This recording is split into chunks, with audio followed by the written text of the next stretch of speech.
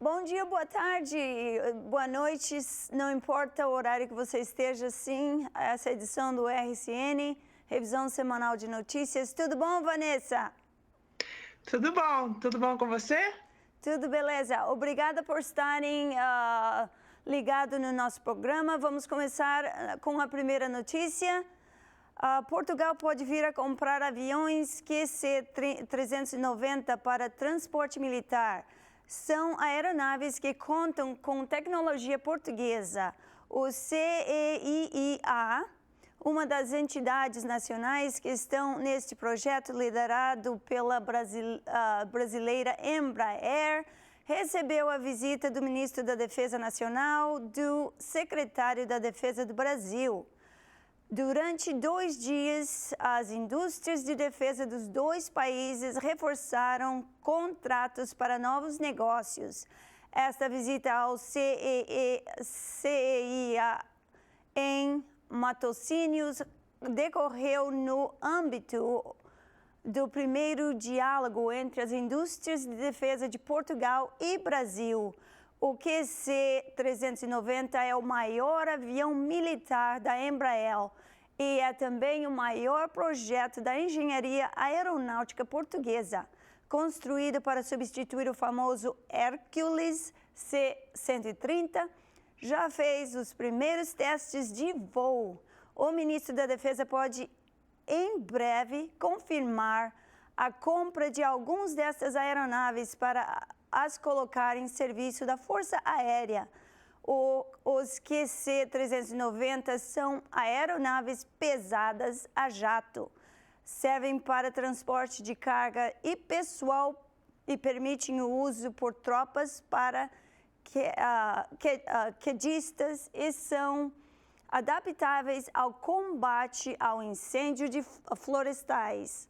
O preço básico de cada avião é em torno de 50 milhões de euros. Este avião é, no entanto, apenas um exemplo da partilha entre empresas dos dois países. Na área de defesa, seguem-se mais negócios como textis, técnicos, indústria de moldes e construção naval. Pois é. Apostas online criaram milhares de viciados em Portugal. Em menos de um ano, Portugal já registra mais de 10 mil viciados em apostas online. As casas de apostas na internet foram localizadas há precisamente 8 meses, mas desde então, na verdade, os problemas de dependência não têm parado de aumentar. Todos os dias, há 39 portugueses que se confessam incapazes de controlar o impulso de jogar. A sexta descobriu vários casos chocantes, entre eles o de um jovem de 18 anos que roubou a identidade do pai para poder jogar e acabou com uma dívida superior de 30 mil euros. É bom a gente educar essa nova geração que está vindo aí, porque com certeza a tecnologia é acessível para todo mundo. E mais que se implantam esses serviços online, mais e mais tem esses riscos da gente encontrar esses casos de dependência, né? Ainda mais de jogo. Sem dúvida, Vanessa, a dopamina faz com que as pessoas que começam, que nem jovens com menor ideia, é muito fácil para se tornar viciado, né, hoje em dia.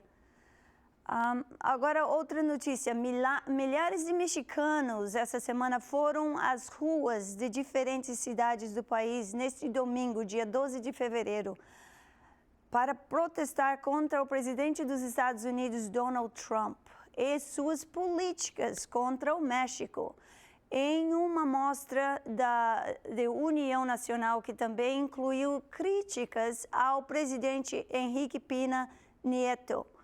Cartazes exigindo respeito ao México e criticando o muro na fronteira de Trump que ele quer construir eram os mais vistos nas manifestações na capital do país. Os participantes também carregavam muitas bandeiras mexicanas. Em declarações ao jornal El Universal, durante a manifestação, o historiador Henrique Krause explicou que o protesto que eles estão fazendo não é contra os Estados Unidos, nem contra o povo norte-americano. Segundo ele, é uma passeata contra o absurdo, a injustiça do abuso que nossos conterrâneos estão fazendo às suas famílias nos Estados Unidos e, em geral, todo o povo mexicano está sendo vítima por parte desse monstro que, por um acidente histórico, ocupa a Casa Branca, afirmou Krause. Alguns manifestantes concordavam com o historiador e chamavam em seus cartazes o presidente americano de narcisista e psicopata, e em outro, Trump era comparado como o Adolf Hitler. Pois é. Depois que a justiça americana suspendeu um decreto que barrava a entrada de imigrantes e de refugiados, o presidente dos Estados Unidos disse que deve abordar uma medida nova já nessa semana. Dentro do avião presidencial, Donald Trump disse que está confiante de que vai vencer a batalha judicial para manter o decreto que bania imigrantes de 7 países da maioria muçulmana. Mas a Casa Branca pode escolher um outro caminho para evitar um novo desgaste nos tribunais, depois que a ordem de Trump sofreu 2 derrotas na justiça. Deve apresentar uma nova ordem presidencial com pequenas modificações já no início da semana. O novo texto manteria os direitos dos estrangeiros que têm autorização de residência nos Estados Unidos, e até a lista de países banidos poderia mudar.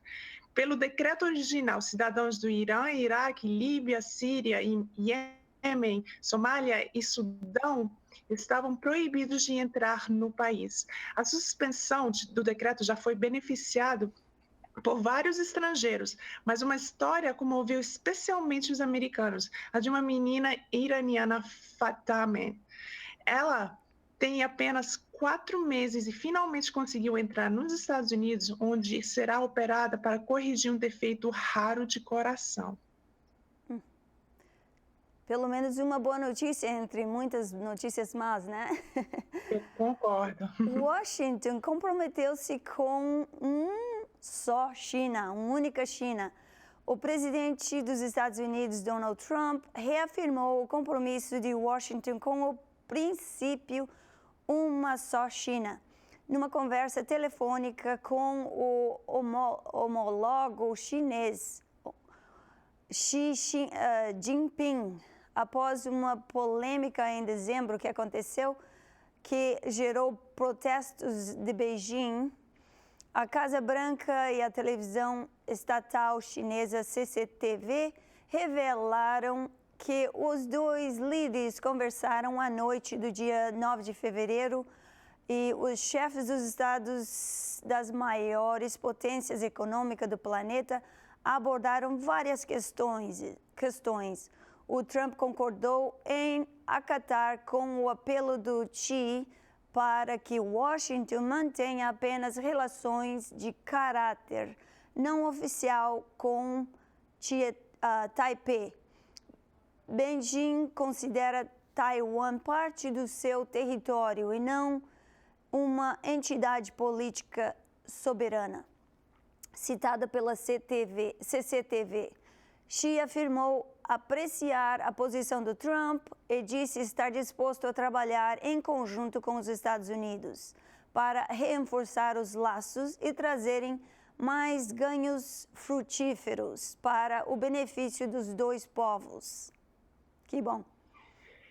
Tem sido interessante essas semanas aqui nos Estados Unidos, dentro mesmo do país. Muitas pessoas têm só a imagem, né, lá fora do país, mas quando a gente está aqui dentro lidando com tudo isso, tem afetado-nos até mesmo pessoalmente.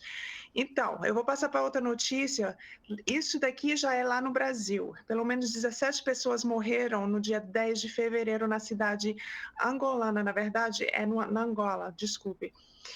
de Uíge, norte do país, alegando ao forçamento da entrada do Estado da estadia municipal de 4 de janeiro para assistirem à partida inaugural de Girabola de 2017. A informação foi prestada a Luísa por fontes de equipe da casa, a Santa Rita da Cássia, que se estreia esta época no principal campeonato angolano futebol. Jogo recreativo entre a Santa Rita de Cássia e o Recreativo do Líbolo. Envolveu e estreou de 2 treinadores portugueses, respectivamente Sérgio Tranquil e Vaz Pinto. A mesma fonte indicou que o incidente provocou ainda mais de 60 feridos, levado à morte por asfixia de vários adeptos, incluindo crianças. A informação é confirmada igualmente pela imprensa local, que além de 17 mortos, refere que 5 dos feridos estão em estado grave no Hospital Providencial de Uíge. Os relatos locais apontam para um incidente logo aos 7 minutos do jogo, quando centenas de pessoas invadiram um dos portões e no mesmo estado, originando quedas e fazendo com que dezenas de pessoas fossem pisadas na confusão.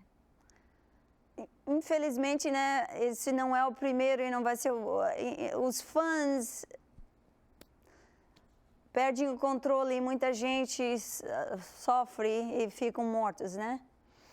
Verdade. E acontece em tudo quanto é país também, né? Não é só na Angola, em tudo quanto é. É bom essa paixão que as pessoas têm pelo esporte. Esporte é uma coisa incrível, que move montanhas e mundos e tantas nações. No entanto, tem aquelas pessoas que se apaixonam demais. Exato. E agora, outra notícia.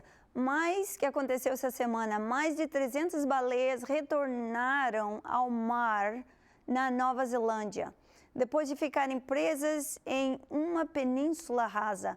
2 incidentes separados em Faroe Spit levaram cerca de 650 animais a ficarem encalhados nos últimos dias. O primeiro episódio, na última quinta-feira, 9 de fevereiro, foi o maior encalhe de baleias no continente da história de Nova Zelândia, com cerca de 400 ficando presas. Desde então, centenas de voluntários se uniram na praia, ajudando a salvar as baleias. Salvar as baleias. Ainda bem que eles tentaram ajudar, né? Devolvê-las ao oceano. O grupo teve êxito em cerca de só 100 casos. O Departamento de Conservação está agora voltando a sua atenção para a eliminação do restante das baleias que morreram, infelizmente.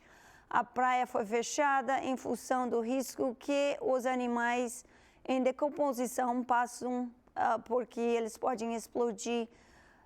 Profissionais usaram vários métodos para eliminar, incluindo deixá-los sobre as dunas e areias e a água. Faroe Spit situa-se a 150 quilômetros a oeste da cidade turística de Nelson.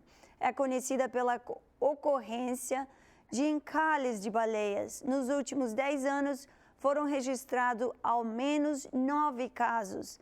Fenômenos anteriores com números maiores só foram registrados em 1918, quando 1.000 exemplares encalharam nas ilhas Cathan, em 1985, quando houve também 450 baleias encalhadas. Em outro lugar chamado Auckland, de acordo com analistas, não existe explicação científica clara pelo comportamento dessas baleias, sendo a causa mais provável a geografia submarina no local. Pois é. Eu não sei se você já teve a oportunidade de ver uma baleia de perto assim, mas é lindo assistir né, como elas se desenvolvem dentro do mar mesmo. É, tanto as grandes, né, aquelas gigantes, quanto as pequenas, até mesmo do golfinho e tal. Eu vou passar para a notícia do Brasil agora. Sindicato dos Policiais Civis do Espírito Santo, Sindopol, aponta que houve uma queda de número de homicídios no Espírito Santo após a volta parcial dos policiais militares às ruas. Neste domingo, dia 12, o sindicato contabilizou 4 mortes, totalizando 144 nos 9 dias de crise de segurança e se apresentaram para trabalhar no Espírito Santo. Segundo o governo do estado, o ato que tirou os PMs da rua começou na manhã de sexta-feira, do dia 3 de fevereiro, quando um pequeno grupo de esposas e mães se reuniram em frente ao destacamento de polícia militar DPM do bairro Fel Rosa, na Serra. Elas seguravam os cartazes com dizeres: o pior salário do Brasil. E não suportamos tanto descaso. E impedir a saída dos policiais militares para o patrulhamento. As famílias fizeram esse porque os policiais militares não podiam fazer greve ou protestar. Ao contrário da maioria dos protestos pacíficos, o ato resistiu às horas e as mulheres passaram a noite em frente ao destacamento. Então, no dia seguinte, a ideia já havia se espalhado pelas redes sociais, por pessoas passando. Mais familiares já ocupavam a frente da unidade. Policiais em outros municípios formavam um bloqueio na porta dos batalhões e impediam a saída dos PMs para o patrulhamento da cidade. Com tudo isso, teve muito arrombamento, teve muito incidente no Espírito Santo e agora, graças a Deus, está tudo um pouquinho mais calmo e controlado. Sobe para 191 mortos em alavanches no Afeganistão. As avalanches e intempéries no Afeganistão na semana passada causaram também 300 feridos, segundo o novo balanço governamental divulgado ontem. Enquanto prosseguem as operações de socorros nas zonas mais afetadas, 30 das 2 províncias afegãs sofrem abundantes quedas de neve, que fica muito mais difícil para as pessoas serem ajudadas, que danifica casas, causam alavanches e bloquearam numerosos habitantes nas suas habitações. A província mais afetada é o chamada Nuristan, onde pelo menos 68 pessoas morreram nas recentes alavanches de neve, adiantou o vice-ministro das catástrofes naturais, chamado Mohammad Aslan Sayas. As autoridades identificaram as operações de socorro durante a semana, à medida que as condições meteorológicas melhoram. Mais de 500 outras foram socorridas em todos o país. No vizinho Paquistão também ocorreu problemas climáticos em algumas regiões, com mortos e pelo menos 2 alavanches próximas à fronteira do Afeganistão. Pois é. Juba pede ajuda. O Sudão do Sul pediu à comunidade internacional uma ajuda de 200 milhões de dólares para o orçamento do país em guerra civil, disse o ministro das Finanças sul-sudanês Stephen Dow. Numa conferência de imprensa, dia 9 de fevereiro, Dow referiu que a economia sul-sudanesa, muito dependente do petróleo, desacelerou, adiantando ter pedido aos países doadores uma ajuda para apoiar o orçamento geral, que diminuiu devido à depreciação da libra sul-sudanesa face ao dólar.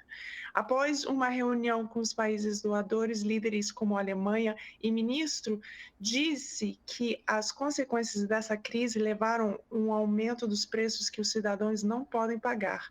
O apoio permitirá levar a cabo reformas econômicas no Sudão do Sul, disse ainda Dow. Agora, outra notícia. Adele levou 5 prêmios na cerimônia de Grammy, a maior premiação de música, neste domingo, dia 12 de fevereiro, em Los Angeles. A cantora inglesa dedicou o último prêmio da noite de melhor disco a Beyoncé. A artista da minha vida é Beyoncé. E este disco, para mim, Lemonade, foi monumental, disse ela, no palco. Após ser premiada, Adele mostrou no palco um troféu partido em 2. Isso gerou boatos nas redes sociais de que ela teria partido o prêmio de propósito e dado a outra metade para Beyoncé. Mas depois Adele foi vista trocando o prêmio quebrado por outro e não entregando a outra metade para a concorrente. David Bowie também foi destacado e ganhou o troféu póstumos. Quase todo mundo falou que a cerimônia de Grammy foi dominada por mulheres. Os números, infelizmente, mostram outra realidade. Em toda a história do Grammy, nunca uma mulher ganhou o melhor produtor. Ou seja, as mulheres ainda têm poucas chances de comandar a forma como se pensa e cria hits nos Estados Unidos. De qualquer forma, foi uma das noites mais históricas da maior premiação da indústria fotográfica do país, que já foi uma das mais abertamente politizadas na história decorrente da recente eleição presidencial dos Estados Unidos em 2016 e do atual governo. Eu não sei se você teve a oportunidade de ver, mas realmente foi um pouco diferente. Infelizmente, não. Pois é. Então, enquanto isso, a gente está enfrentando uma nevasca aqui. Milhões de pessoas continuam enfrentando maior nevasca no inverno nos Estados Unidos. Tempestades de neve também causaram transtorno em vários países da Europa, na verdade, também. Na Romênia, por exemplo, foram registradas temperaturas abaixo de 0. Em algumas partes do país, o termômetro chegou a marcar 22 centígrados Celsius. A neve cobriu as ruas, o Centro Meteorológico do país emitiu um alerta para frio extremo até o começo desta semana. Aqui nos Estados Unidos, 50 milhões de pessoas que moram na costa leste enfrentam a maior nevasca deste inverno. Aulas foram canceladas em vários estados do país, no Central Park em Nova York, que em vários parques e quintais das pessoas, criançada aproveitou para brincar na neve, mas nem tudo é diversão. Cerca de 4.000 voos foram cancelados antes do final da semana e centenas de acidentes foram registrados nas ruas e estradas. A previsão até então era de que ia cair ainda mais neve no domingo, até mesmo 1 metro. Calculou-se até então, pelo menos, que 2 pessoas morreram em decorrência da nevasca. Na sexta-feira passada, no dia 10, o Japão também registrou uma das maiores quantidades de neve desde o inverno. Aqui na minha cidade, a nevada, só parou agora, às 10 horas da manhã, um pouquinho depois. Segunda-feira, dia 13 de fevereiro, quando a gente está gravando isso aqui. E você, Sônia, como é que foi a neve perto de vocês? Como é que vocês lidaram com isso? A neve é muito linda, mas só se você tiver ficar em casa, porque se você tiver que dirigir para o trabalho, não é coisa boa, não. Como você disse, muitas escolas, inclusive a do meu filho, cancelou, né, por 2 dias da aula. E deu a chance das crianças se divertirem e aproveitar a neve lá fora. É verdade. Aqui a gente teve que, até mesmo antes, quando a gente estava organizando tudo isso, se eu abrir a cortina, parece que tem um sol tremendo dentro de casa, mas na verdade é a reflexão da neve, né? Da tremenda neve que a gente tem lá fora. E dá para ver, porque a gente tem aquelas janelas bem altas, né? Dá para ver que a neve ela já sobe um pouquinho e a gente tem que tirar aquele canto, senão ela começa já a chegar perto da casa. Realmente a gente está passando por umas boas. Mas eu tenho que dizer que em todos os lugares foi muito bem feita a limpeza. As rodovias principais estavam em boas condições de dirigir. E não podemos reclamar, né? É a natureza, o que a gente pode fazer? Só tem que tomar muito cuidado, porque a gente precisa de estar com saúde e não... É verdade, é verdade. Eu acho que depende também do local. Aqui perto tem um lago muito grande e colocar sal, eles usam muito sal aqui para, né, para derreter a neve. Mas colocar sal dentro de um lago não é boa ideia. Tem seres viventes dentro de lá. Então, o que eles fazem em vez disso é colocar areia. O fato de você usar areia em vez do sal, a neve não derrete tão rápido e pode até, né, causar alguns problemas em algumas estradas. Então, eu já passei nesse final de semana passado, antes mesmo dessa segunda nevada, a gente estava passando em ruas e a pergunta era justamente essa: ué, será que eles esqueceram de limpar essa rua? Mas, na verdade, é porque a gente estava bem perto do lago. Enfim, a gente agradece os telespectadores pela sua audiência. Caso queiram entrar em contato conosco, a gente está no Facebook. É só você digitar na barra de pesquisa RSN TV Show, RSN TV Show, e entrar em contato conosco. Ou se não, é só você digitar www.facebook.com RSN TV Show. Tenha uma ótima semana e fica com Deus. Beijão no coração de todos. Se cuidem. Tchauzinho. Tchau, tchau.